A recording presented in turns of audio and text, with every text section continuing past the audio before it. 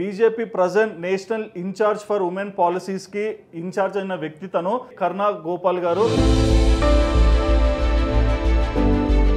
మోడీ గారితో మీకు ఒక అనుబంధం ఉంటుంది, ఆయనతో మాట్లాడింటారు. సో ఏంటి ఆయనతో మాట్లాడినప్పుడు మీ ఎక్స్పీరియన్స్ ఏంటి? మోడీ గారితో ఒకసారి కంటిన్యూస్గా నాకు స్మార్ట్ సిటీస్ అనౌన్స్ చేసినప్పుడు నేను 2015లో చేసిన ఒక పనిని బీజేపీ పార్టీ ప్రిన్సిపల్స్ ఎలా అనిపిస్తుంటాయి మీకు? నాకు చాలా ఇష్టం అండి బీజేపీ అంటే. అది ఎందుకంటే మా మీటింగ్స్ అన్ని జరిగినప్పుడు దేశం నలుమూలల మీటింగ్స్ పెడతారు. ఎంత గొప్ప చూడండి అంటే నేను ఇక్కడుండి ఒక తల్లిగా పుట్టబోయే పిల్లల మీద చాలా ఎక్స్పెక్టేషన్స్ ఉంటాయి కదా. ఆ రోజు అలాంటి సిచ్యువేషన్లో చూసి ఆ న్యూస్ విన్నాక సో హ్యాపీగా ఉండాలా బాధపడాలా ఏమర్థమైంది మేడం? బాబుని చూడంగానే నాకు ఫస్ట్ గుర్తొచ్చింది రాములు వారే. ఎందుకంటే ఎంతమంది ఐఏఎస్ ఆఫీసర్స్ వచ్చింటారు మీ నుంచి? Most IAS officers in some way would have been in my lectures. ఎక్కడ అంటే పాలిటిక్స్ కి దూరంగా నార్మల్ గా మీరు సొసైటీకి హెల్ప్ అయ్యే మంచి ఐఏఎస్ ఆఫీసర్స్ ఇలాంటి వాళ్ళకి లెక్చర్స్ ఇచ్చారు. మీకంటూ ఒక విజన్ ఉంది, మీరు దానికి తగినట్టుగా వెళ్తున్నారు. ఎక్కడ మీకు బీజేపీ మీద ఇంట్రెస్ట్ వచ్చింది? ఓకే, సో బీజేపీ అంటే విచిత్రంగా జరిగింది. అవన్నీ నా లైఫ్లో అన్ని విచిత్రంగానే. మిరాకిల్స్ హ్యాపెన్ ఎవ్రీడేనా మేడం? ఏ పని చేసినా ఒక 10 ఏళ్ల తర్వాత ఇప్పుడు నేను చెప్తాను 14 innovations are introduced into this country. 14 innovations అవి నేను ఇంట్రడ్యూస్ చేశాక ఇప్పుడు రియాలిటీ అవుతున్నాయి. హాయ్ వ్యూవర్స్, వెల్కమ్ టు వాదాన్. నేను మీ హోస్ట్ సుధిరెడ్డి. ఇవాళ నేను మీ ముందరికి ఒక ఇన్స్పైరింగ్ పర్సనాలిటీని తీసుకొచ్చా అండి.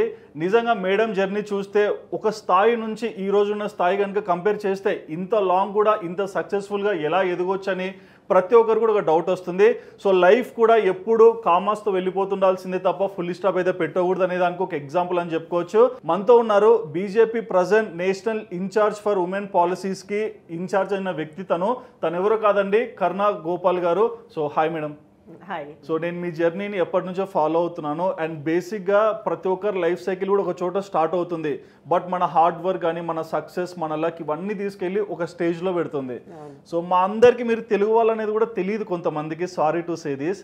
సో మీ నేటివ్ ప్లేస్ ఎక్కడ మేడం? నేను పుట్టింది మచిలీపట్నంలో. ఓకే, మచిలీపట్నం. సో బందర్ అంటారు దాన్ని. అవును.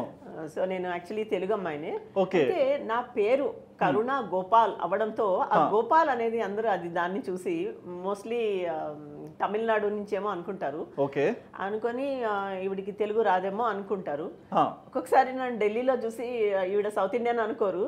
సో నాకు కొంచెం I do have those problems. Okay. కానీ మా ఇంటి పేరు యాడ్ చేసాం కనుక వార్తకవి.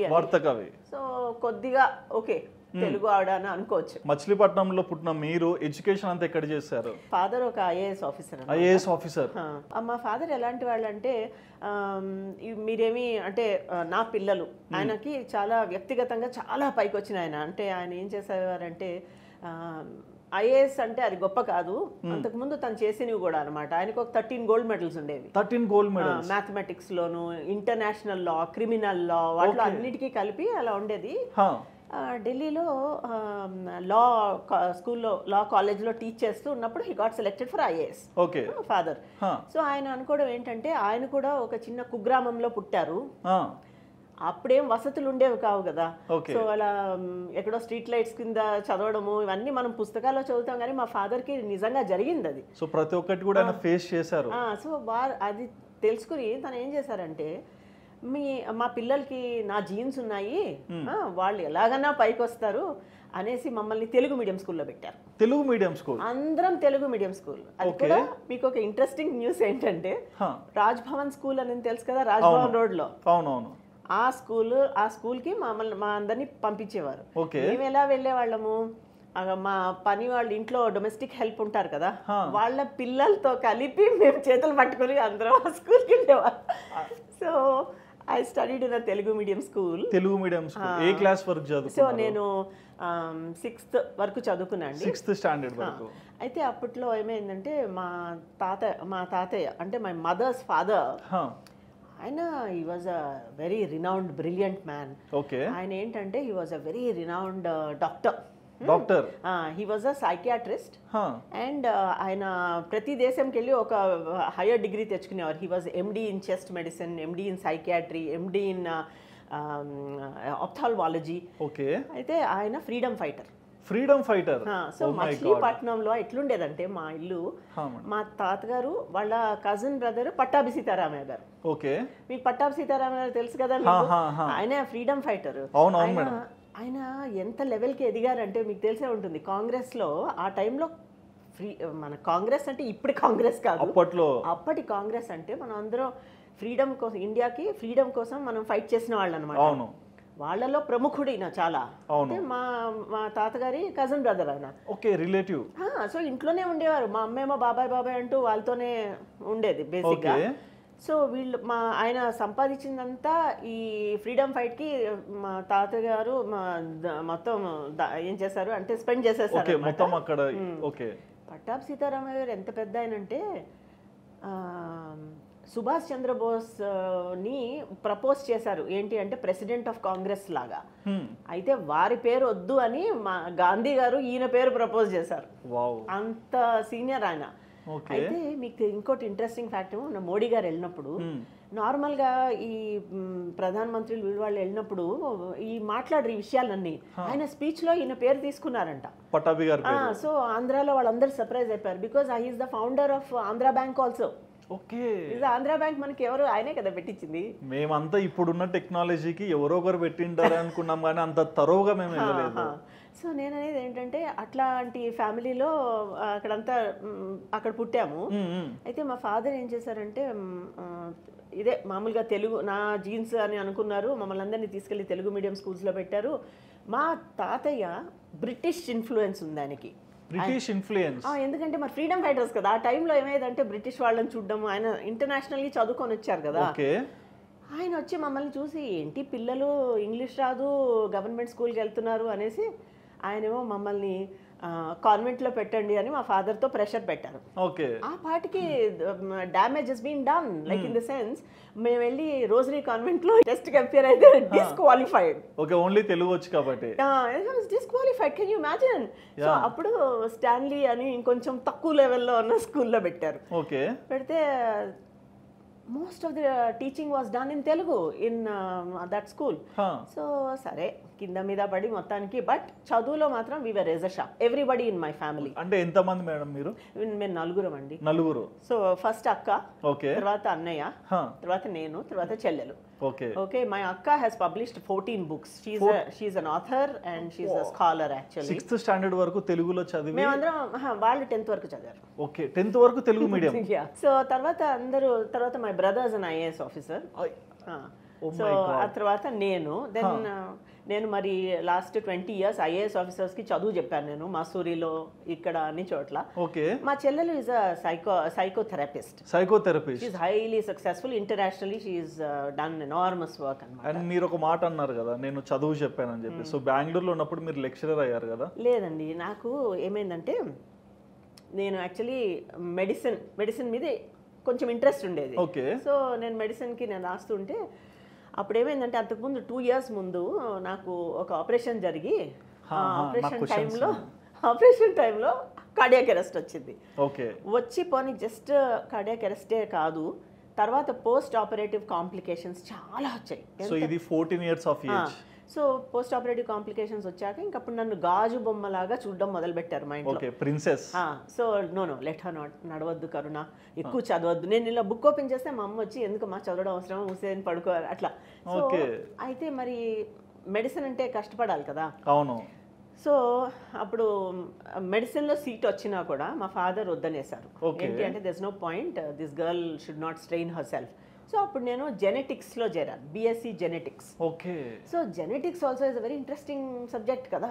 సో ఆ తర్వాత మధ్యలో మా ఫాదర్ చనిపోయారు, ఇమ్మీడియట్ గా చనిపోయారు. నేను ఐ వాజ్ ఐ థింక్ 17-18 అంటే నేను ఇట్లా స్టార్ట్ చేశాను. మా ఫాదర్ పాస్డ్ అవే. ఇంకా అప్పటి నుంచి life was obviously difficult with no father. And my mother was brought like princess అనమాట. ఆవిడకి పాపం ఏం తెలీదు. తర్వాత then I moved to Bengaluru. మా అక్క వాళ్ళ దగ్గరికి. అక్క గాట్ మ్యారీడ్ బై దట్. చదువుకోవడానికి వెళ్ళారు కదా. పోస్ట్ గ్రాడ్యుయేషన్ ఎట్లుండిందంటే బయోకెమిస్ట్రీ, మైక్రోబయాలజీ. సో అప్పుడు నేను బెంగళూరు యూనివర్సిటీలో బయోకెమిస్ట్రీ చూస్ చేసి, లేదు వినండి, చూస్ చేసుకుని నేను ఫినిష్ చేయలేదు. ఎందుకు అంటే బయటకు వచ్చేసి ఆ పాటికి అందరు నన్ను ఇన్ఫ్లుయెన్స్ చేసేసారు. No this testing urine and all this is not your forte, నువ్వు you are cut out for different things అనేసి. ఎందుకంటే అప్పుడు నా కజిన్స్ అందరూ ఐఐఎం బెంగళూరులో చదువుకునేవారు. వాళ్ళతో నేను కూర్చొని I use to discuss their case studies. ఏంటి అంటే case studies like you know, so నేను I was a biology student, but I was discussing business cases. So no Karuna, you're not meant for this అంటే నేను క్విక్గా ఏం చేశానంటే అప్పుడు కొత్తగా ఒక ఎన్ఐటి పెట్టారు. లెక్చరర్ చేశారు. అప్పుడు ఏమైందంటే లేదు, I just did a course and I top the course and then immediately I got offers from TCS and you know. అప్పట్లో అండి, tell me how many people knew what was hardware and software difference కూడా తెలిసేది ఆ కాలంలో. తర్వాత then 86, 87 ఆ ప్రాంతంలో Oracle introduce చేసినప్పుడు ఒక ముగ్గురిని సెలెక్ట్ చేసి ఇండియా మొత్తంలో ట్రైన్ చేశారు. బేసిక్గా modular integration of relational databases అంటాం కదా, అలా లైన్ మారింది. Okay. So then I worked in that area for some time. I love technology, అంటే అదొక ఇష్టం అనమాట. కానీ ఆఫ్టర్ మ్యారేజ్ వాట్ హ్యాపెండ్, వాళ్ళు ఇంట్లో కొంచెం obviously I went into very traditional family. Love or arrange marriage madam? Arranged అంటే ఎట్లా అంటే మా ఫాదర్ కొలీగ్ ఆయన ఐఏఎస్ ఆఫీసర్, వాళ్ళ కొడుకు అడిగాడు నన్ను పెళ్లి చేసుకుంటాం అంటే. నేను మా మదర్ని వచ్చి చెప్పాను, ఇట్లా అబ్బాయి అడుగుతున్నాడు అంటే. షీ సైడ్ ఎవరు అబ్బాయి అంటే, ఇట్లా రామారావు గారి అబ్బాయి అంటే. మా ఫాదర్ 56 బ్యాచ్ అయితే మా father in law 55 batch IAS. ఒకప్పుడు వాళ్ళిద్దరూ ఇట్లా నైబర్స్ లాగా ఉండేవారు పంజగుట్ట ఆఫీసర్స్ కాలనీలో. సో మా మదర్ said they are a decent family, you can marry అట్లా అని. సో మొత్తానికి గోపాలకృష్ణ గారిని పెళ్లి చేసుకున్నారు. సో కొంచెం ట్రెడిషనల్ ఫ్యామిలీ అండి. So life was not easy for. అంటే బిఫోర్ మ్యారేజ్ అంటే మీకు ఏం రన్ అవుతుండే? అంటే మీ ఇంట్లో మీరు చెప్పిన దాని ప్రకారం ఒకరు ఆథర్ అయ్యారు, ఒకరు మెడిసిన్ లో ఉన్నారు, ఒకరు బాగా చదువుతున్నారు. బట్ మీరు మాత్రం ఇంకా అంటే మీరు చెప్పిన మాటలు వింటే ఏ దాంట్లోకి వెళ్ళాలో అని స్పెసిఫిక్ గా లేదు. నా మైండ్ వాజ్ వెరీ డిసైసివ్ ముందు నుంచి. ఎప్పుడు there was no uncertainty. Like I started my career and అంటే నేను ఐటీ ఐ హ్యాడ్ దట్. అది తర్వాత పెళ్ళైనప్పుడు ఐటీలో కంటిన్యూ అవ్వచ్చు, ఓకే, కానీ చేయలేదు. ఎందుకంటే నాకు పెళ్ళైన వెంటనే ట్రెడిషనల్ ఫ్యామిలీ, వాళ్ళ ఇంట్లో వర్క్ చేయడం అంతా నచ్చదు వాళ్ళకి. New life. రెండోది ఏంటంటే నాకు immediately I had my child. వాడు హెల్త్ ప్రాబ్లమ్స్ తో పుట్టాడు, విక్రమ్. వాడు మామూలు హెల్త్ ప్రాబ్లమ్స్ కాదు. సో వాడిని రోజు ఎత్తుకుని నైట్ అంతా ఒళ్ళో పడుకో, ఇంతే ఇంకా నా అనమాట. సో నేను ఒక ఫోటో చూపిస్తాను. సో మీరు అసలు సంతూర్ మదర్ లా ఉన్నారు. వాడు అసలు నా ప్రాణం వాడు. Husband? That's my husband. Okay. So ఏంటి మేడం అబ్బాయికి ఏమైంది? అంతా ఎవ్రీథింగ్ వాజ్ ఫైన్. ఆ డెలివరీ టైంలో కొంచెం డాక్టర్ నెగ్లిజెన్స్.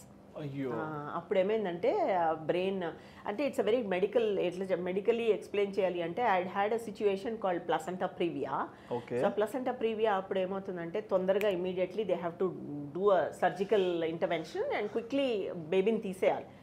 ఆవిడేం చేసింది, రాత్రి ఆ ప్రాబ్లం వస్తే వదిలేసి మార్నింగ్ వరకు నన్ను సెడేట్ చేసి వదిలేశారు.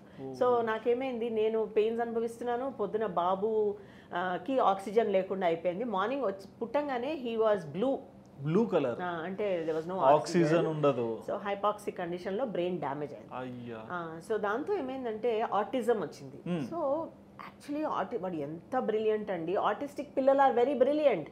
మీరు చూసే ఉంటారు, Bill Gates is artistic, Oscar Wilde is artistic, Einstein is considered to be artistic. ఎందుకంటే ఐన్స్టైన్ ఎప్పుడు లైఫ్లో తన జుట్టు తను దూకోలేకపోయేవాట.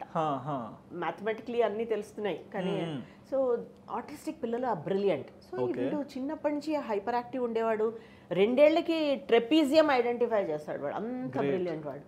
3-4 languages వస్తుండేవి. we used to speak in French అన్నమాట, నేను మా చెల్లెలు. ఓకే. జస్ట్ సో దట్ వాడికి అర్థం యూనో. ఎన్ని లాంగ్వేజెస్ వచ్చు మేడం మీకు? ఎక్కువేం రావండి. ఎక్కువేం రావా? ఎన్ని వస్తాయి చెప్పండి. మా లాంగ్వేజ్ స్టోరీ ఇంకొక పెద్ద స్టోరీ. జస్ట్ కౌంట్ చెప్పండి నాకు. ఎక్కువేం రావు. అప్రాక్సిమేట్ 10. ఎలా వస్తాయి?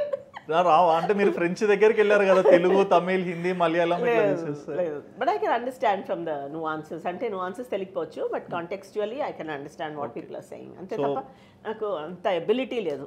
అండ్ మీరు ఒక మాట అన్నారు, సో మీ బేబీ కన్సీవ్ అయ్యాక ఆయనకి హెల్త్ బాగాలేదు, బ్లూ కలర్ లో వచ్చారని. సో అప్పుడు ఒక మదర్ గా మీరు ఎలా సఫర్ అయ్యారు?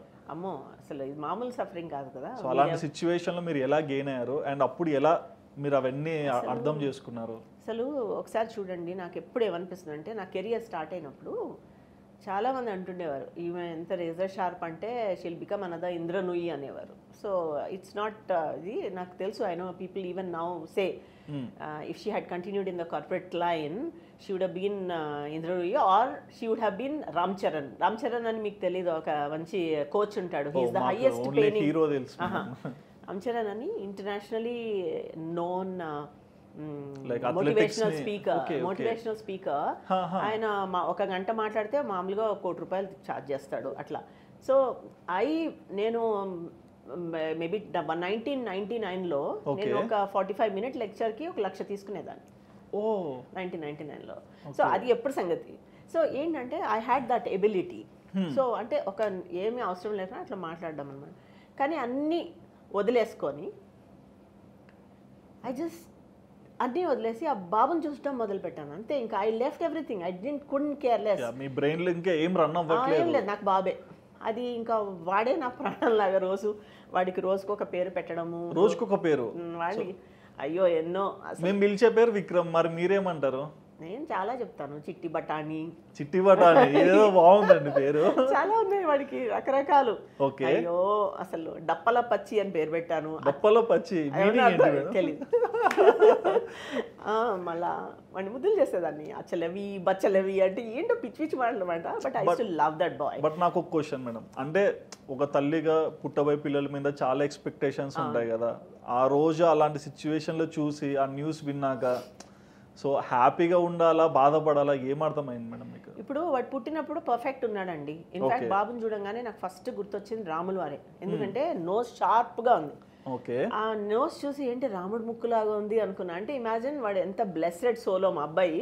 ఇంకే థాట్ రాలేదు నాకు, రాముడే గుర్తొచ్చాడు. అయితే పుట్టినప్పుడు బాగున్నాడు, 2.5 years 3 వరకు బాగున్నాడు.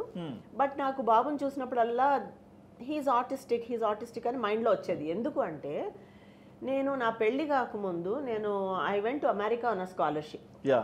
అక్కడ వెళ్ళినప్పుడు ఏమైందంటే అన్ని మనం స్కాలర్షిప్లో అన్ని చూసుకుంటాం, చదువుతాము అన్ని, కానీ ఒక దగ్గర ఒక ఆర్టిస్టిక్ స్కూల్కి తీసుకెళ్లారు నన్ను. ఓకే. తీసుకువెళ్తే then I saw the kids behave in one particular way. ఏంటి ఈ పిల్లాడు కూడా అలా కనిపిస్తున్నాడు నాకు అని అనిపించింది నాకు. సో నా అనుమానం ఇంకా పెరుగుతూ ఉన్న కొద్దీ వాడి బర్త్డే 3rd birthday అట్లా తెలిసి కొంచెం అనుమానంగా ఉంటే నేనే తీసుకుని వెళ్ళి నిమ్హాన్స్కి తీసుకొని వెళ్ళిపోయాను అసెస్మెంట్కి. ఆ కాలంలో ఎవరు అసెస్మెంట్స్ కూడా చేసేవాళ్ళు కాదు సరిగ్గా. So I'm talking about like he's 13 now. So I had to take him there. 1990s గురించి చెప్తున్నారు మీరు. సో అప్పుడు నిమ్హాన్స్ తీసుకెళ్ళి నేనే అసెస్మెంట్ చేస్తే వాళ్ళు చెప్పారు. And they complimented me saying that normally mothers are the last people to know, because నా కొడుకు అన్నీ బాగున్నాయి అనుకుంటారు కానీ యూ రికగ్నైజ్డ్ ఇట్ అని. బట్ సో అన్నీ బాగున్నాయండి. Actually he's brilliant. But the main problem is వాడికి ఎపిలెప్సీ స్టార్ట్ అయింది, ఫిట్స్. ఎప్పుడు ఫిట్స్ వచ్చినా పడిపోవడము, దెబ్బలు తగలడము, ఫ్రాక్చర్స్ అవ్వడము, ఆపరేషన్స్ అవ్వడము, ఇంతే. లాస్ట్ 30 years ఇదే నా స్టోరీ. సో మరి అంటే ప్రతి దాంట్లో మీరు ఒక మదర్గా గివ్ అప్ ఇవ్వకుండా ఎలా సపోర్ట్ చేసుకుంటూ వచ్చారు? ఎందుకంటే ఫ్యామిలీ సర్కమ్స్టాన్సెస్ కూడా చూస్తుంటారు కదా. చూడాలి. అయితే నాదంతా లోన్ ఫైటే అండి. మాకు అంటే ఇమీడియట్ ఫ్యామిలీ నుంచి I couldn't get any help. So నేనేం చేసేదాన్నంటే నా సిస్టర్స్ వాళ్ళ నుంచి నాకు సూపర్ హెల్ప్ వస్తుంది. ఓకే. సో ఏదన్నా అంటే my sister is a phone call away. అంటే బాబు ఇలా పడిపోయి అక్కడ బ్లీడ్ అయిపోతుంటే I use to call my sister. She used to come and మేము డాక్టర్ దగ్గర తీసుకెళ్ళడము, హాస్పిటల్లో అడ్మిట్ చేసేయడము అట్లా అనమాట. కానీ నాకు మైండ్లో ఏంటంటే I have always believed like I'm myself a miracle child, right? I went there and came back. So మా అబ్బాయికి దేవుడు అంత అన్యాయం చేయడం అని నాకు మైండ్లో ఉంటుంది ఎప్పుడు. బికాస్ మీరు చాలా మందికి సర్వీస్ కూడా చేశారు. అవునండి. What goes around comes around. మేము ఏంటంటే ఎప్పుడు మా ఇంట్లో ఎవ్వరూ ఒకరికి హెల్ప్ చేయడానికి మేము అది వెనకాడం అసలు ఛాన్సే లేదు. అది ఏదో ఒక చేతిలో ఉన్నంత పని మాత్రం చేయాల్సిందే. సో నాకు ఎప్పుడూ ఒక రకమైన ధైర్యం ఏంటంటే మా అబ్బాయిని చూస్తే ఎట్లా ఉంటుందంటే వాడు హీజ్ అ బ్లెస్సెడ్ సోల్ అని ఉంటుంది నాకు. సో ఏంటి అంటే వాడు నార్మల్ కాదు యాక్చువల్గా. హీఈస్ పుట్టినప్పుడు నాకు రాముడు అనిపించింది. వాడికి చిన్న 11 months అప్పుడు అనుకుంటా మా ఇంట్లో 12-13 monkeys వచ్చి మా మంచం చుట్టూ తిరిగాయి. వాడి ప్రతి బర్త్డేకి మంకీస్ మా ఇంటికి ఇన్వేరియబ్లీ వస్తాయి.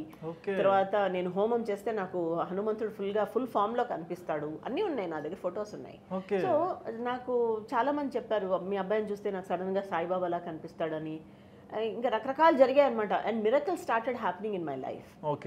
నేను నా కెరియర్ ఎట్లా అంటే అన్ని స్టార్ట్ చేసి జూమ్ అయిపోయిన అట్లా ఉండి సడన్ గా బాబు రావంగానే ఇట్లా మారిపోయాను కంప్లీట్ గా. So I gave a break for many years. But తర్వాత అప్పుడు నాకు నిమ్హాన్స్లో ఏం చెప్పారంటే మీరు you are very good, but మీరు ప్రొఫెషనల్లీ మీరు పని చేయకపోతే, మీ మైండ్ డిస్ట్రాక్ట్ చేయకపోతే you will be under enormous stress. So do what you like. Then I started a consulting firm, strategy consulting firm అనమాట. అంటే కంపెనీస్కి విజన్ మిషన్ పెట్టడము, స్ట్రాటజీ చేయడము అట్లా. So I had again international clients. Nokia was my client, and emergent genetics అని which was acquired by Monsanto was my client. So I had many clients. ఆ టైంలోనే rapid movement అంతా వచ్చింది. I use to work and బాబుని ఒళ్ళో పెట్టుకునే everything అంటే like చూసే వాళ్ళకు కూడా mother love and me potential. ఎందుకంటే వీడి నుంచే నాకు శక్తి. వీడికి ఎన్ని బాధలు ఉన్నా వాడు ఒక సెయింట్ లాగా భరించి ఇంకోళ్ళకి హెల్ప్ చేస్తాడు ఆ టైపు. తర్వాత 2000లో I gave a lecture for IAS officers. అంతకు ముందు 1996-98లో కూడా Chandrababu garu used to call for IAS ఆఫీసర్స్కి ట్రైన్ చేయడానికి. I mean setting a vision. For instance ఏపీఎస్ఆర్టీసీకి ఆర్పీ సింగ్ అని ఉండేవాడు. ఆయన చంద్రబాబు నాయుడు అట్లా కూర్చుంటే I use to give lectures to all the senior officers and అట్లా అనమాట. సో 2000లో I gave a lecture at administrative staff college on ఏమంటారు transition management and implementing e governance అని. అది జరిగినప్పుడు ఏమైందంటే అందరు IAS officers, all municipal commissioners from the entire country క్లాస్కి వస్తారు ట్రైనింగ్. సో బేసిక్గా వాళ్ళకి షీ ఈజ్ హై క్వాలిటీ అని వాళ్ళకి తెలిసింది. అప్పుడు ఇంకా they started coming behind me, ma'am can you help us with vision, can you help us with. అప్పుడు డిఫరెంట్ సిటీస్కి వెళ్ళి ఐ యూస్ టు డ్రాఫ్ట్ అంటే విజన్ ఫర్ సిటీ. అది ఎట్లా అంటే then gradually administrative staff college partner లాగా వెళ్ళి అట్లా చేసేవాళ్ళం. Then I was invited and I became urban expert with the World Bank. Then I became an urban expert చాలా banks కూడా ఏషియన్ డెవలప్మెంట్ బ్యాంక్ అండ్ అట్లా డిఫిడ్ అని ఉంటుంది, department for international development UK, then USAID. ఇట్లా international agencies అవి ఏం చేస్తాయంటే ఒక కంట్రీతో పనిచేసి కంట్రీస్తో like World Bank will work with India. చేసినప్పుడు ఏంటంటే వాళ్ళకి కొన్ని గోల్స్ ఉంటాయి. ఇండియన్ గవర్నమెంట్తో అడుగుతారు మీకు ఏంటి ప్రయారిటీ ఏరియాస్. సో అప్పుడు ఇండియన్ గవర్నమెంట్ అంటుంది మా సిటీస్ బాగాలేవు అంటే then World Bank will say we will support Indian cities. ఎలా అంటే ముందు నాలెడ్జ్ ఇన్పుట్స్ ఇస్తాము. నాలెడ్జ్ ఎక్కడి నుంచి వస్తుంది? మాలాంటి ఎక్స్పర్ట్స్ని తీసుకొని ఒక సిటీ డెవలప్మెంట్ ప్లాన్. సో ఒక సిటీ మొత్తం మనం ప్లాన్ చేయడం. I was a part of city vision drafting. Chandrababu Naidu ఉన్నప్పుడు 2004లో చేసాం. So I drove the vision exercise also. Then city development plans అని మన వరల్డ్ బ్యాంక్ ప్రాజెక్ట్స్ లో I worked on several city. ఎంత project ఉంటుంది madam ఇది? Investment ఎంత ఉంటుంది అంటే ఫస్ట్ ఏంటంటే అండి ఇది టెక్నికల్ గా ఒక ప్లాన్ తయారు చేస్తాం అంతే. So it is a theoretical input. ఇప్పుడు నీ సిటీ ఇట్లా ఉండాలి, ఈ సిటీలో ఫైనాన్షియల్ ఇన్వెస్ట్మెంట్ ప్లాన్స్ ఇట్లా ఇంత ఫైనాన్సెస్ వస్తే మనం ఇంత డెవలప్ చేయొచ్చు.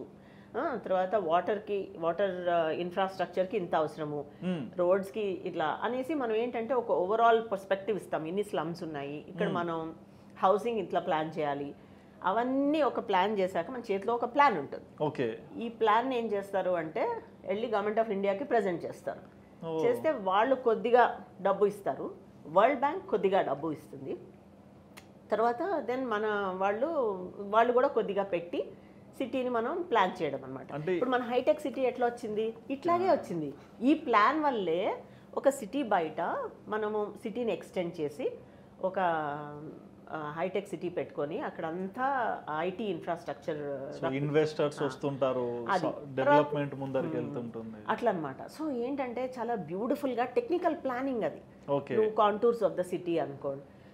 ఆల్రెడీ సిటీ ఎగ్జిస్ట్ అయింది, మనం దాన్ని ఏమీ మార్చలేము కదా. సో దాన్ని మనం ఎక్స్టెండ్ చేస్తూ పోతాము. రెండోది ఏంటంటే ఇప్పుడు మా స్మార్ట్ సిటీస్లో జరిగేది ఏంటంటే ఉన్న సిటీని మనం ఎక్స్టెండ్ చేయడం కాదు, రెట్రోఫిట్టింగ్ అంటాం. ఓకే, అంటే ఉన్న సిటీని మనం దాన్ని ఎట్లా స్మార్ట్గా చేయొచ్చు అని. So it's another way of working on city. So ఇవన్నీ జరిగాయి గ్రాడ్యువల్లీ. నేనేంటంటే ఇట్లా దీని నుంచి ఐఏఎస్ ఆఫీసర్స్ చదువు చెప్పి అక్కడి నుంచి ఈ సిటీస్లో పనిచేసి World Bank, DFID, Asian development bank వీటన్నిటిలో టెక్నికల్ ఎక్స్పర్ట్ లాగా వెళ్ళి ఆ తర్వాత smart cities design prime minister ప్రోగ్రాంలో కంప్లీట్గా ఇన్వాల్వ్ అయ్యింది. మళ్ళీ చదువులు చెప్పి ఐఏఎస్ వాళ్ళందరికీ కూర్చోబెట్టి ఇవన్నీ. ఎంతమంది ఐఏఎస్ ఆఫీసర్స్ వచ్చింటారు మీ నుంచి? మీరు చెప్పాలి అంటే practically most IAS officers in some way would have been in my lectures. ఎక్కడ ఎందుకంటే అంటే అందరం చెప్పను, మీకు ఒక ఎగ్జాంపుల్ ఇస్తాను. ఇప్పుడు ఇక్కడ అడ్మినిస్ట్రేటివ్ స్టాఫ్ కాలేజ్ ఉంటుంది, సీనియర్ ఐఏఎస్ ఆఫీసర్స్ అటెండ్ అవుతారు ప్రోగ్రామ్స్. నేను అక్కడ ఆల్మోస్ట్ 9 years ఐ లెక్చర్డ్. సో అది కూడా టాప్ ప్రోగ్రామ్స్కే వెళ్ళేదాన్ని. ఒక ఎగ్జాంపుల్ ఏంటంటే మా బ్రదర్ నాకన్నా 5 years పెద్ద, తను 85 బ్యాచ్ ఆఫీసర్. వాళ్ళ బ్యాచ్ అంతా నా క్లాస్లో కూర్చుంది. సో వాళ్ళు అటెండ్ అయ్యారు. మళ్ళీ నేను మసూరి వెళ్ళాను అనుకోండి, అక్కడ క్లాస్ 4 and క్లాస్ 5 అని ఉంటాయి, సీనియర్ లెవెల్ ఆఫీసర్స్కి చెప్పాలన్నమాట. సో 92 బ్యాచ్ వాళ్ళు, 94 బ్యాచ్ వాళ్ళు, వాళ్ళ పెద్దవాళ్ళు కూడా వస్తారనమాట. So some range of people sat in my lectures. They know that I am like so అందుకని ఎక్కడ వెళ్ళినా మామూలుగా నన్ను ఎయిర్పోర్ట్స్లో గుర్తుపడతారు. So they treat me with lot of respect. ఇప్పుడు జయేష్ రంజన్ గారు ఉన్నారనుకోండి, ఆయన treats me with lot of respect because నేను స్మార్ట్ సిటీస్ ప్లాన్ అప్పుడు నేను I chaired a session in Bengaluru. వారు అటెండ్ అయ్యారు. నేను I was the chairman and he was just attending the programme, Jayesh garu. Okay, మీరు సిబిఎన్ గారితో వర్క్ చేశారు కదా, చంద్రబాబు నాయుడు గారితో. సో ఆయనతో వర్క్ చేసినప్పుడు ఆయన ఒక పర్సన్ గా ఎలా థింక్ చేస్తారు, ఎలాంటి ఐడియాస్ ఆయన దగ్గర ఉన్నాయి, ఇవన్నీ చూసింటారు కదా. చంద్రబాబు నాయుడు గారు is a professional, everybody knows, is a brilliant man. దానికి డినయింగ్ ఏం లేదు అక్కడ మనకి. ఓకే, సో ఆయన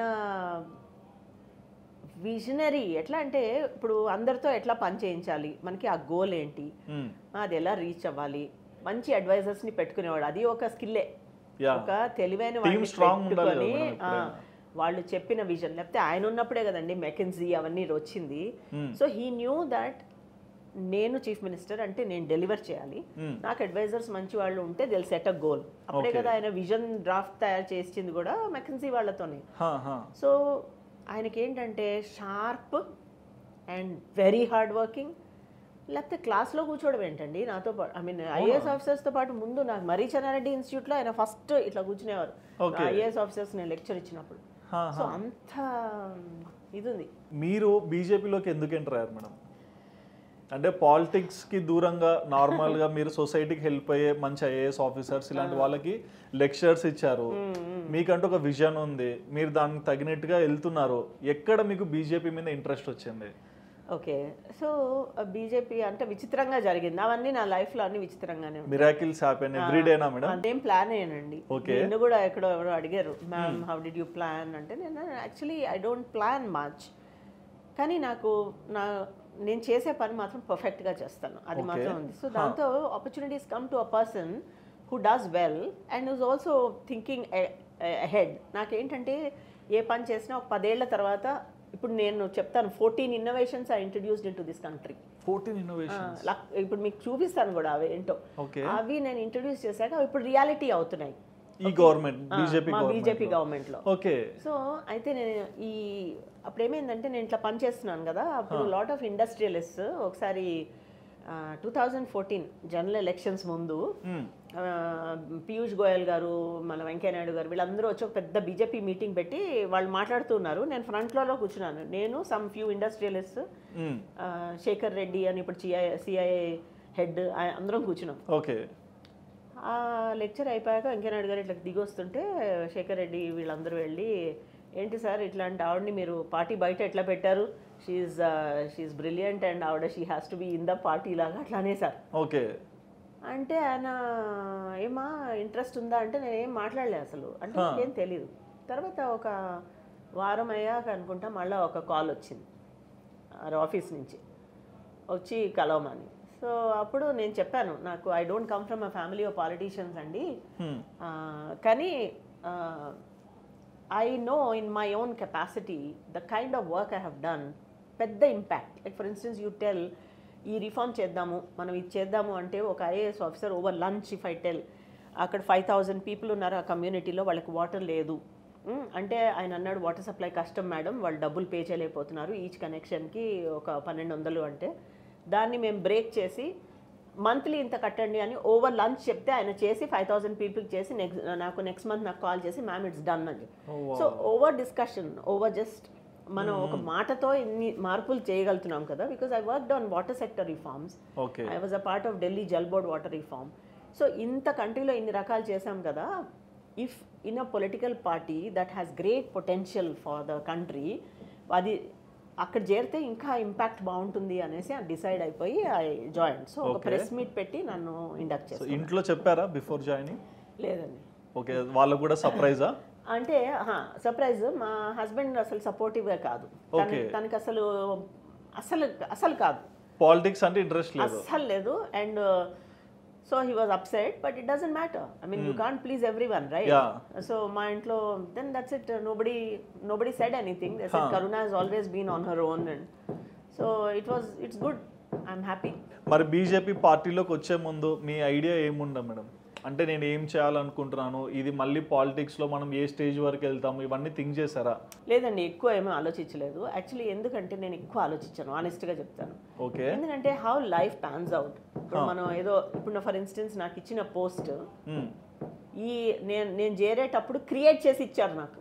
ఓ, అదేమి ఎగ్జిస్టింగ్ పోస్ట్ కాదు, అది national incharge for women policies అన్నది. అదేమి అసలు పోస్ట్ లేదు, మరి అది వాళ్ళు క్రియేట్ చేసి ఇచ్చారు. నేనేమి అప్పుడు చేరినప్పుడు నాకు అట్లాంటిది కావాలి అంటే అట్లాంటిది లేదు కదా. So life has been moving in such a way that it works for me. అంటే నన్ను తీసుకున్నారు, నాకు ఏదైనా ఒక పొజిషన్ ఇచ్చారు అంటే నేనేమీ అస్పైర్ చేయలేదు, కానీ నాకు పర్ఫెక్ట్గా సూట్ అయ్యే పొజిషన్ ఇస్తారనమాట. ఇప్పుడు ఇంజనీర్స్ ఇండియాలో I SIT on the board as an independent director. అదొక మంచి company, engineering company.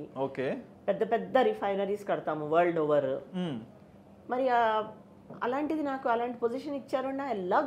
I love that thing. అక్కడ వెళ్ళంగానే నేను ఫస్ట్ మా కంపెనీకి విజన్ మార్పిచ్చాము, వాళ్ళకి స్ట్రాటజీ మీట్ చేయించాము.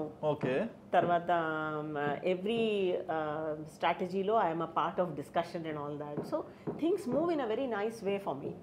సో నేను అనుకున్నాను మనం ఏం పెద్ద ప్లాన్ వేయక్కర్లేదు, God's plan is there, he'll put me in a place that's appropriate for me. So ఎన్ని ఇయర్స్ నుంచి ఉన్నారు మేడం బీజేపీలో? 9 years. సో ఎలా ఉంది మేడం ఎక్స్పీరియన్స్? బాగుంది. ఇప్పుడు as I said, అంతా you can't expect when you are in a political party. You can't expect everything to be a bed of roses.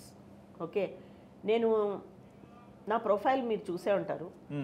మామూలుగా ఒక 13-14 కంట్రీస్లో I went at a very high level. అంటే ఇప్పుడు నేను stage మీద ఒకసారి prime minister కానీ, ఒకసారి ప్రెసిడెంట్ కానీ, ఒకసారి మినిస్టర్స్ కానీ, సింగపూర్లో కానీ, యుఏఈలో కానీ, యూకేలో కానీ, అందరితో మరి I shared stage with them. Exactly. ఇప్పుడు మా పార్టీలో చేరితే నన్ను మామూలుగా కింద కూర్చోబెట్టి అక్కడ ఎవరో ఒకళ్ళు ఇద్దరు కార్పొరేటర్స్ కూర్చున్న పరిస్థితి కూడా జరిగింది. అవును. నేను అంటే పార్టీ అండి ఇట్స్ డిఫరెంట్. నువ్వు బయట ఎంత గొప్పదాని అయినా కూడా నువ్వు పార్టీకి వచ్చేసరికి నువ్వు మొదటి నుంచి బయలుదేరాలి నువ్వు. అవును. Because your party profile is different from your public other professional profile. Professional profile ఇంత థిక్గా ఉంది నాది. ఇన్ని కంట్రీస్లో ఇంత పనిచేసి, ఇంటర్నేషనల్ ఏజెన్సీస్లో పనిచేసి, ఐఏఎస్ ఆఫీసర్స్కి చదువు చెప్పి, ఐఐటీస్లో, ఐఐఎమ్స్లో, ఐఎస్బిలో లెక్చర్లు ఇచ్చి ఇంత ప్రొఫైల్ బిల్డ్ చేసుకున్నాను. పార్టీకి వచ్చేసరికి మళ్ళీ నువ్వు కొత్తదానివి అవుతావు, అంటే యు ఆర్ న్యూ. బట్ అంటే ఇక్కడ మీరు ఇంత ఎడ్యుకేటెడ్ ఫ్యామిలీ నుంచి వచ్చారు కదా, ఈ పాలిటిక్స్కి వచ్చేసరికి ఏంటంటే అక్కడ చదువుకున్న వాళ్ళు ఉంటారు, చదువుకోని వాళ్ళు కూడా ఉంటారు. సో ఇలాంటి వాళ్ళతో డీల్ చేస్తున్నప్పుడు మీ పల్స్ని ఎట్లా కంట్రోల్ చేసుకుంటారు? అది యాక్చువల్లీ ఒకటి చెప్తా అండి, నాకు పెద్ద చిన్న అట్లా తారతమ్యం ఏముండదు నాకు. నాకు ఎవరిని చూసినా ఇప్పుడు ఒకతను నాతో రూడ్గా మాట్లాడాడు అనుకోండి, అంటే అతనికి తెలీదు అని అనుకుంటా కానీ ఆ అబ్బాయికి అంత పొగరు అనుకోను నేను. పాపం అయ్యో తెలీదేమో, అంటే మేబీ అతని సర్కమ్స్టాన్సెస్ అలా వాళ్ళకి పాపం ఫ్యామిలీలో నేర్పించలేదేమో. సో నాకేంటంటే ఒకళ్ళు పెద్ద ఒకళ్ళు చిన్న ఏముండదు. నేను పార్టీలో వెళ్ళి అందరూ షాక్ తింటారు, నేను హ్యాపీగా కూర్చుని అందరితో మాట్లాడుతుంటాను వాళ్ళతోనే. మా ఫాదర్ కూడా అలాగే డ్రైవర్తో కూర్చుని ఇట్లా చాయ్ పిలో అని ఇట్లా ఆపోజిట్ గా కూర్చుని చిన్నప్పుడే మిమ్మల్ని అంటే మీ ఇంట్లో వర్క్ చేసే వాళ్ళతో స్కూల్కి పంపించారు కదా. సో మాకేంటంటే అట్లా అనమాట, ఏమి ఫీలింగ్ ఉండదు. సో ఏమవుతుంది, పార్టీలో చేరాక పెద్ద చిన్న వాళ్ళు ఆయన స్టేటస్ ఉన్న వాళ్ళు వెనక తిరగాలి అవేం లేదండి. See most people when they join politics they move around some key figures. అంటే వాళ్ళు ఏదో సీనియర్ మ్యాన్ అమ్మో సార్ సార్ సార్ నమస్తే పెట్టి వాళ్ళ చుట్టూ తిరగడము అవన్నీ నేను చేయని అవసరం కూడా లేదు నాకు. బట్ మనం ఎంత చేయకుండా చుట్టూ వస్తుంటారు కదా. వాళ్ళు మన వెనక రావాలి అంటే మనకు ఒక పోస్ట్ ఉండాలి, మనకు ఒక రికగ్నిషన్ ఉండాలి, అలా అనమాట. సో కొంతమంది వస్తూ ఉంటారు. నేను చెప్పేది ఏంటంటే, మనం పార్టీలో చేరినప్పుడు నేను ఇంత గొప్ప అనుకుండం పక్కన పెట్టేయాలి. అంటే నీ పాస్ట్ లైఫ్ అంతా నువ్వు గొప్ప అని పక్కన పెట్టేయి. You are fresh here. నువ్వు చిన్న జీరో నుంచి స్టార్ట్. సో కొత్తగా ఉంటుంది, అంత విచిత్రంగా ఉంటుంది అనమాట. కానీ ఆ విచిత్రంగా ఉన్నది కూడా నాకు ఇష్టమే. ఎందుకంటే అవునండి, ఇప్పుడు కొత్త వాళ్ళతోనే బింగిల్ అవుతున్నా కదా. మొన్నటి వరకు ఐఏఎస్ ఆఫీసర్స్తో పెట్టేవాళ్ళం, ఐఐటి పిల్లలతో మాట్లాడేవాళ్ళం. ఇప్పుడు మనం చూస్తే మామూలుగా ఇక్కడ వెళ్ళి ఈ చిన్న ఇప్పుడు ఇవాళ పొద్దున నేను లెక్చర్ ఇచ్చేసి వచ్చాను. విశ్వకర్మ అని ఒక ప్రోగ్రామ్ పెట్టారు మన ప్రైమ్ మినిస్టర్. అది ఎవరు మరి, కుమ్మరి వాళ్ళు, పాటరీ చేసేవాళ్ళు, కుట్టుకునే వాళ్ళు, వాళ్ళందరితో ఎంత హ్యాపీగా వాళ్ళందరితో మాట్లాడేసి వచ్చాను నేను. ఈ ఐడియాస్ కూడా మీ దగ్గర ఉన్నానా మేడం? ఫస్ట్ ఇంప్లిమెంట్ చేయాలి ఎప్పటి నుంచో ఉన్నాయండి. నాకు ముందు నుంచి. ఒకప్పుడు నేను స్కూల్కి, మా ఈ గవర్నమెంట్ స్కూల్కి ఇట్లా రిక్షాలో వెళ్ళేవాళ్ళం. వెళ్తే పక్కన ఒక చిన్న గుడిసెల్లో అందరూ పనిచేస్తుండేవాళ్ళు. నేను ఎప్పుడూ ఫ్యాసినేట్ అవుతూ చూస్తుండేదాన్ని. ఆ గుడిసెల్లో వాళ్ళు బయటకు వచ్చి వాళ్ళు చిన్నవి చేస్తూ ఉంటారు అని. నాకు ice to be fascinated with their lifes. So ఏదో విధంగా మారాలి అని. ఆ తర్వాత నేను I was country representative for something called Center for Tall Buildings and Urban Habitat అని అమెరికాలో ఉంది అది. So I was country representative. అప్పుడు ధారావి ఉంది కదా బాంబేలో, స్లమ్స్, దాని మీద రీడెవలప్మెంట్ మీద చాలా పనిచేసాము. సో ఐ నో అక్కడ వాళ్ళు ఏమేమి వృత్తులు ఉంటాయి, ఏం చేస్తారు. నాకు చాలా everything is fascinating for me. నాకు ఏం పెద్ద చిన్న అసలు ఏముండదు నాకు.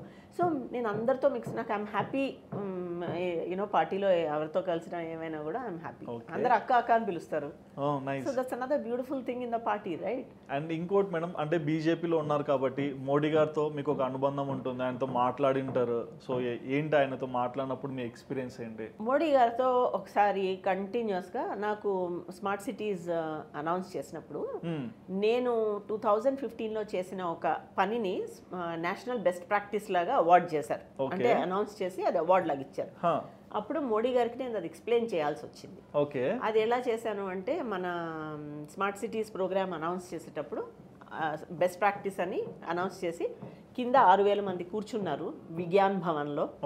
అప్పుడు స్క్రీన్ మీద మోడీ గారు నాతో మాట్లాడుతూ ఉండడం అందరూ చూసారనమాట. అప్పుడు నేను ఆయనకి ఎక్స్ప్లెయిన్ చేశాను, this is what I have done in 2005 sir. And అది వాళ్ళు తీసి ఇప్పుడు స్మార్ట్ సిటీస్ దానిలో నాది తీసి అట్లా పెట్టారు. నేను కో క్రియేషన్ అని ఒకటి పెట్టాను, క్రౌడ్ సోర్సింగ్ అని పెట్టాను. సో నా ఐడియాలన్నీ తీసి అందులో ఎంబెడ్ చేశాను. That I explain to him. ఆయన డౌన్ టు చక్కగా మాట్లాడతారు, చక్కగా వింటారు. మళ్ళా ఒకసారి ఇండిపెండెంట్ డైరెక్టర్స్తో మీటింగ్ పెట్టారు మళ్ళీ మన విజ్ఞాన్ భవన్లో. 500 ఇండిపెండెంట్ డైరెక్టర్స్ ఉన్నారు. 5 మందిని మాట్లాడమన్నారు. I was one of the speakers. So I told him, I said sir I enjoy what you have given me. So ఆయన పేషెంట్గా అన్నీ వింటారు. ఏమన్నా నోట్స్ రాసుకోవాలంటే రాసుకుంటారు. That's the power of that man. It's unbelievable. And బేసిక్గా అంటే మీరు ఒక మాట అన్నారు, నాకు విజన్ ఎక్కువ ఆలోచిస్తానని. సో 9 years బ్యాక్ కూడా మీరు ఒక యూట్యూబ్ ఛానల్ పెట్టి ప్రతి ఒక్క దాని గురించి కూడా డిస్కషన్ చేసేవాళ్ళు కదా. సో ఈ సోషల్ మీడియా 9 years బ్యాక్ ఇంత యాక్టివ్గా లేదు. సో మీరు అప్పుడే అంత యాక్టివ్ అయ్యారంటే రీజన్ ఏంటి? అంటే ఏం లేదండి, యాక్చువల్లీ నాకు ఐఎమ్ ఐడియాస్ పర్సన్. అండ్ ఉత్తి ఐడియా ఇచ్చి వదలడం కాదు, I'd like to take it to conclusion also. So బేసిక్గా ఇన్ఫ్యాక్ట్ నేను చేసిన దానిలో 10% కూడా నేను షేర్ చేయలేదు. మీరు చూస్ చేసే అంటున్నారు. ఇప్పటి నుంచి చేద్దాం అనుకుంటున్నా. Actually I have some thousands of stories to tell. For instance ఇవాళ జరిగింది. ఇవాళ నేను ఒక విషయం చెప్పాను, విశ్వకర్మ. అందరు విశ్వకర్మ అని ఒక ప్రోగ్రామ్ పెట్టారు మోడీ గారు. అంటే వీళ్ళందరికీ ట్రైనింగ్ ఇద్దాము అని. అందరూ దాని గురించి విడమర్చి ఎక్స్ప్లెయిన్ చేశారు. ఈ ట్రైనింగ్ ఇది, మీకు ఇంత లోన్ ఇస్తారు, ఇది అది అని. నేను అక్కడ కూర్చున్న వాళ్ళకి అసలు మీకు విశ్వకర్మ అని ఆ స్కీమ్ పేరు ఎందుకు పెట్టారో తెలుసా అని అడిగాను. ఎవ్వరికి తెలీదు. నేను అప్పుడు విశ్వకర్మ గురించి చెప్పాను. మోడీ గారు మిమ్మల్ని ఎంత ప్రేమిస్తున్నారు అంటే అసలు విశ్వకర్మ ఎవరో మీకు తెలుసా? విశ్వకర్మ ఆయన ఎట్లాంటి వాడంటే మన ఇంద్రుడి ఆయుధం తయారు చేసిన ఆయన విశ్వకర్మ. అండ్ అందరి దేవతల రథాలు తయారు చేసింది విశ్వకర్మ. సూర్యుడు తేజస్సు నుంచి, ఎనర్జీ నుంచి అన్ని అది మన ఆయుధాలు తయారు చేసేవాట విశ్వకర్మ అసలు. అండ్ ఋగ్వేదంలో 18 సార్లు విశ్వకర్మ అని వస్తుంది. ఆయన్ని దేవుడితో పరిగణిస్తారు. Actually he's equated to God himself. So ఆయనే. అదే కాకుండా విశ్వకర్మ ఇంద్రప్రస్థాన్ని, నగరాన్ని తయారు చేసిన వాడు విశ్వకర్మ. మళ్ళా శ్రీలంకను తయారు చేసిన వాడు, ద్వారకా తయారు చేసిన వాడు కూడా విశ్వకర్మే. ఇంత గొప్ప ఆయనని మీతో పోలుస్తున్నాడు ఆయన. సో మీరంటే ఎంత ప్రేమో చూడండి అని చెప్పాను వాళ్ళకి. అప్పుడు అర్థం అవుతుంది అంటే మన మోడీ గారు మన గురించి అంత ఆలోచించారా అనేసి. సో నేనేంటంటే I want to tell things in a different way. ఇప్పుడు అందరూ ఏం చేస్తారు, మామూలుగా ఏవో చెప్తారు ప్రోగ్రామ్స్ అని, చెప్పిందే చెప్పారు చాలా మంది. బట్ అది ఇంపార్టెంటే, ప్రోగ్రామ్ గురించి చెప్తారు. కానీ ఆ ప్రోగ్రామ్ మా మోడీ గారి మనస్సులో ఏముందో నేను చెప్పాను చాలా మటుకు.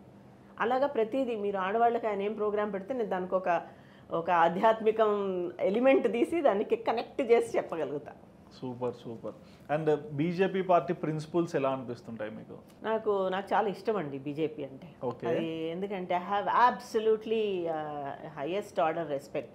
ఏంటి అంటే బీజేపీ వల్ల నాకు సత్సాంగత్యం అంటారు కదా, నాకు చాలా మంది మంచి వాళ్ళు పరిచయం అయ్యారు. నాకు చాలా మంది మంచి వాళ్ళు పరిచయం అయ్యారు.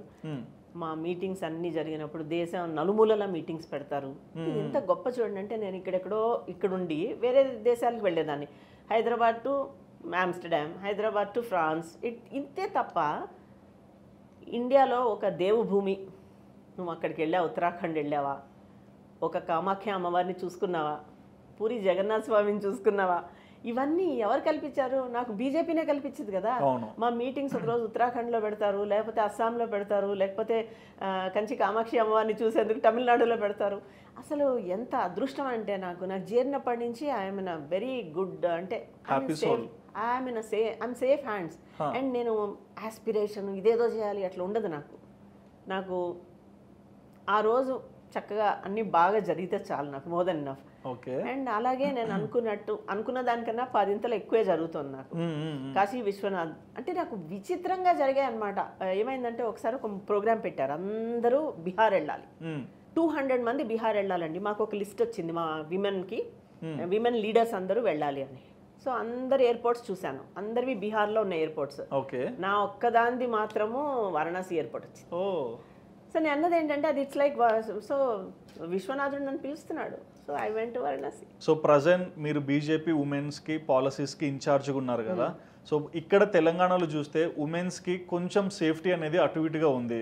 సో వీటి పట్ల మీరు ఎలాంటి చర్యలు తీసుకొని, లేకుంటే ఎలాంటి ఐడియాస్తో ముందరికి రావాలనుకుంటున్నారు? ఒక విమెన్ స్కీమ్ కానీ ఒక పాలసీ కానీ అనౌన్స్ చేసే ముందు కొంచెం దీర్ఘంగా ఆలోచించాలి.